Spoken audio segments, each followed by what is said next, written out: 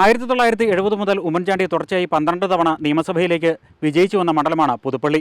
2023 അദ്ദേഹത്തിന്റെ നിര്യാണത്തിന് ശേഷം മകൻ ചാണ്ടിയുമ്മൻ ഇവിടെ നിന്നും വിജയിച്ച് നിയമസഭയിലെത്തി.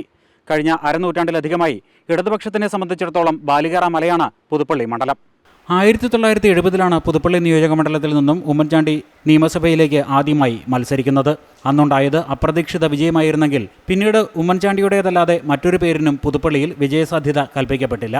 2021 തിരഞ്ഞെടുപ്പിൽ CPMന്റെ യുവ നേതാവ് ജെയ്ക്സി തോമസുമായുള്ള പോരാട്ടമായിരുന്നു 1970 ശേഷമുള്ള ഉമ്മൻചാണ്ടിയുടെ ഏറ്റവും വലിയ തിരഞ്ഞെടുപ്പ് പോരാട്ടം.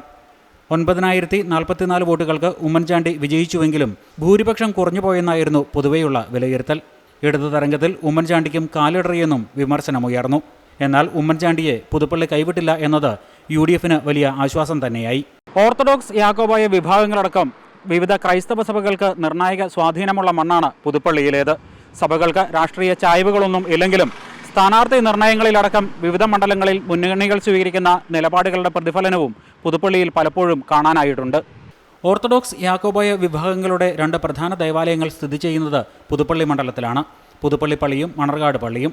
ഇരു വിഭാഗങ്ങളും തമ്മിലുള്ള തർക്കങ്ങളിൽ മുന്നണികൾ പാലിക്കുന്ന സമദൂരം തന്നെയാണ് മുന്നണികളോട് ഇരു സമുദായങ്ങളും പുലർത്തുന്നത്.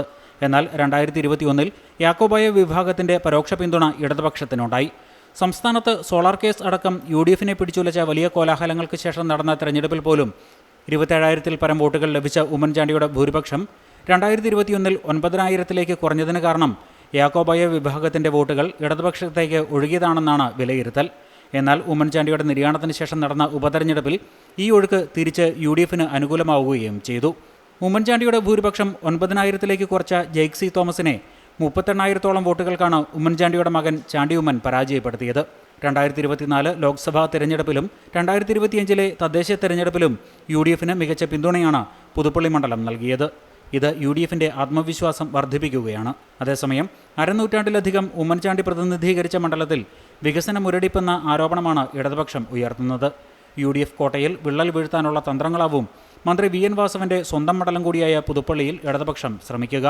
2023 ഉപതെരഞ്ഞെടുപ്പിലെ ഉമ്മൻചാണ്ടി തരംഗത്തിൽ കടപുഴകിയ BJP ഇത്തവണ നഷ്ടപ്പെട്ട വോട്ടുകൾ തിരികെ പിടിക്കാൻ നന്നായി വിയർപ്പൊഴുക്കേണ്ടി വരുമെന്ന് ഉറപ്പാണ്. പുതുപ്പള്ളിയിൽ ഇപ്പോഴും ഒരു ഉമ്മൻചാണ്ടി തരംഗം നിലനിൽക്കുന്നുവെന്നും അതുകൊണ്ട് ഇതൊരു സുരക്ഷിത മണ്ഡലമാണെന്നുമാണ് UDF വിലയിരുത്തുന്നത്. അതേസമയം ശക്തമായ പോരാട്ടം ഇത്തവണയും ഉണ്ടാകുമെന്ന് LDFും സൂചന നൽകുന്നു.